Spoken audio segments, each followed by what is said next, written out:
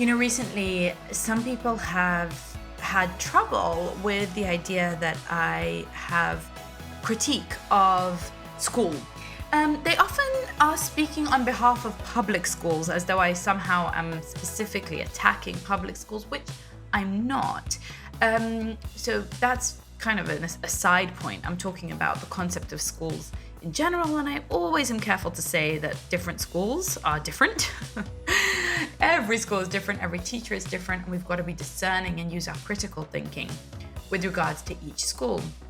But what actually I want to address in today's episode is the fact that they say, if you don't have anything nice to say, don't say anything at all, or don't bring others down to build yourself up, or it's not kind, you're bashing other people, this is not okay type of thing.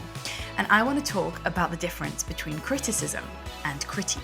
Well, welcome to the Parenting Junkie Show. Thank you so much for joining me here today. My name is Avital. If you don't know who I am, I'm a performance coach for parents. My whole entire goal is to help you to create family bliss. I'm a big believer in mindset, and that is what this podcast is mostly dedicated to. I also talk a lot about independent play, about setting up our homes for minimalism and for success, and about our partnership, marriages, and homeschooling. Lots of different topics that I like to cover, but really we're going to dive deeply into mindset here today.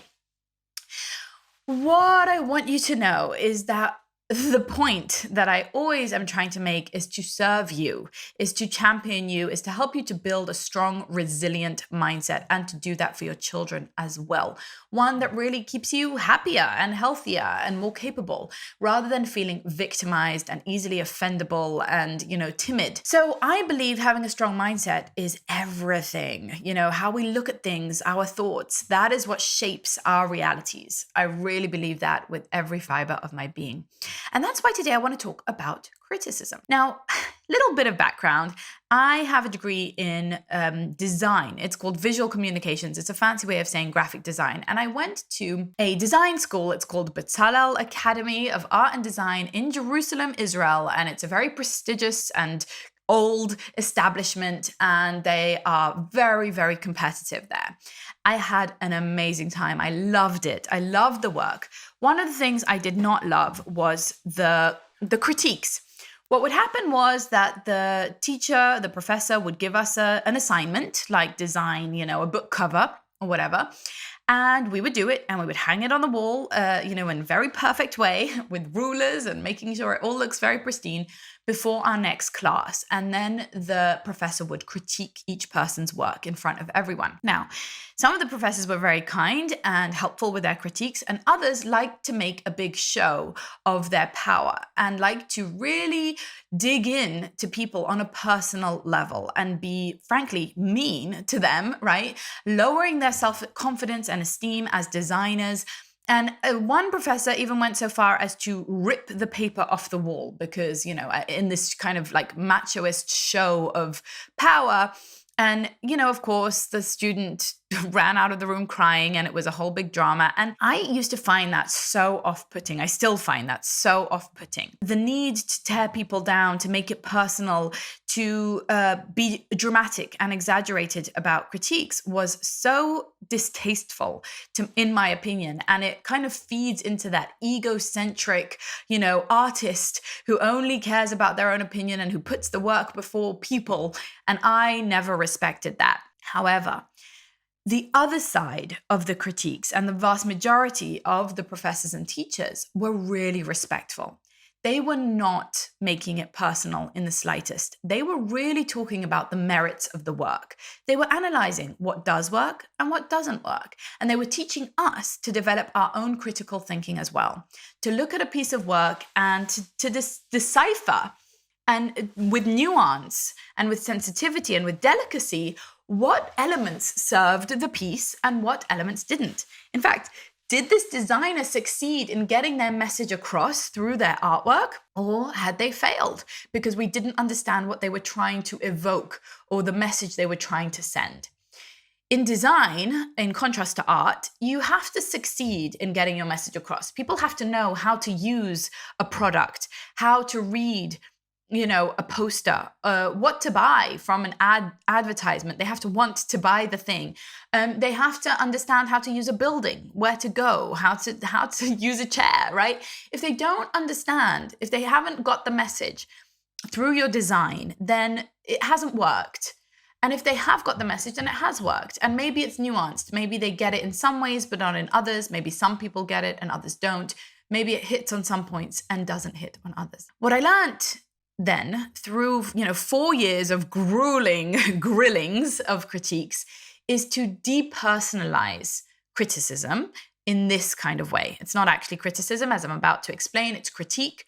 But to depersonalize it, I learned that my work has to speak for itself, and that what I learned from my professors and my fellow students who are telling me their honest opinion about my work is to really be brutally honest, to have integrity, and to not get offended or take it personally if something isn't working. I learned that the critique was for me, not to me. I learned that it was there to help me perform better, to improve my work, to hone my skill, to really get better at what I was doing. And I learned that it mattered very much to use critical thinking and to really deliberate and debate whether things were doing what they were supposed to do, right? Whether we liked the way this was functioning and working in this particular design or not. And that was actually, in fact, how we improved it. In our culture, there seems to be this idea that we shouldn't say something if we don't have something nice to say. And I agree with that in many ways. I just disagree with our definition of something nice to say. The professors that were ripping papers off the wall, they were giving criticism. It was personal. They were finding fault with the person and with the piece, right? They were judging that person and that piece, okay? They weren't actually reviewing it. They weren't coming from an energy of trying to help, of giving commentary, of discussing specific issues. They were not giving a critique. They were criticizing the designer or the work. Now let's bring it back to us. When I talk about school, for example, and I'm talking about school as a massive umbrella term, as I've already said, it's much more nuanced. It depends on each school and each context. But let me be clear that I think we have to be able to talk about the merits of school and the downsides. We have to be able to talk about that. We have to be able to have honest conversations about whether or not school or spanking or vaccinations or home birth or breastfeeding or cloth diapering or any practice, any choice, any lifestyle choice that we make for our children, we have to be able to apply critical thinking to critique it and decide about its pros and cons and be honest about those. There is a famous quote that says, before you speak, ask yourself if what you are going to say is true. Is it kind? Is it necessary? Is it helpful? And if the answer is no, maybe what you are about to say should be left unsaid. Or the memes that say, is it kind? Is it true? Is it necessary? Is it helpful? And is it an improvement on silence? The thing with the difference between criticism and critique is the answers to those questions, okay? Criticism looks to find fault, okay? Critique is looking at the structure of the thing. And I'm actually taking this from Writing Alone, Writing Together, a guide for writers and writing groups by Judy Reeves. And she outlines the difference between criticism and critique. And I think it's incredibly helpful for us in how we talk to ourselves, to our partners, to our children, and about, for example, the school system or anything else that we want to critique. Criticism is looking for fault. You're at fault, you're to blame, this is wrong, right? Critique is looking at the structure of the thing and deciphering what about it works and what doesn't. Criticism is focused on what is lacking. You're wrong, you're bad, you're mean, right? And critique is finding what's working, right? Here's what's working. Here's what I want you to say. Here's what I love when you do, right? It's great when you can. In the case of school, criticism would just be saying, okay, here are all the awful things at school that happens in school. Critique would say, here's what we can get from schools, and here's what we want in schools, and here's what works. And if that's not happening in schools, we can be honest about it and kind about it and still say it truthfully. Criticism condemns what it doesn't understand And critique asks for clarification. So that's another thing that I definitely saw, in critique in design school, is that people would say like, oh, this is off because I didn't get it. Whereas critique would say, well, what were you trying to say here? Can you explain what your thinking was? Why did you choose this color? Why did you choose this font? Why is this size? Okay. Well, by the way, that message didn't come across. Let's see how we can get it across better. Criticism is spoken with a cruel wit and sarcastic tongue. And critique's voice is kind, honest, and objective. And I think this is the most important point about the difference, is the energy from which it comes. Criticism comes from an energy of anger. It's coming from an energy of cruelty, of trying to tear someone down, perhaps to build yourself up. But critique is kind, honest, and objective. It's really trying to look at the subject at hand and be honest about whether or not it believes it's of service. Criticism is negative, critique is positive. I don't know if that's always true. I think critique can sometimes talk about what's not working, but I think it does so in a positive way, right? Or in a gentle way. This is an important one. Criticism is vague and general. Critique is concrete and specific. I think that's incredibly important, because when you're giving your partner or your child criticism and you're just saying you're always mean, or you're so disrespectful, or you're always late, or you're just not a nice brother, or you scream the whole time, or whatever, and it's vague and general, that means that the energy is just to bring the other person down. It doesn't help them. Critique is concrete and specific. It says, when this and this happens, you tend to do so and so, and that doesn't work because of whatever reason. And we start to be really, really specific, right? Like, instead of saying to our partner, for example, you could tell this is an example from my own life. Instead of saying, you're always on your phone, we could say, during dinner time, would you mind please making sure that your phone is away from the table? That would be so wonderful, right? That's specific. That's setting them up for success. That's actually giving them something concrete that they can hold on to, rather than just saying, generally, you're failing with your phone, right? Criticism has no sense of humor, and critique insists on laughter too. Critique is amusing. Critique is funny. Critique says, you know what? This didn't work. This was a total flop. I totally get how we got here.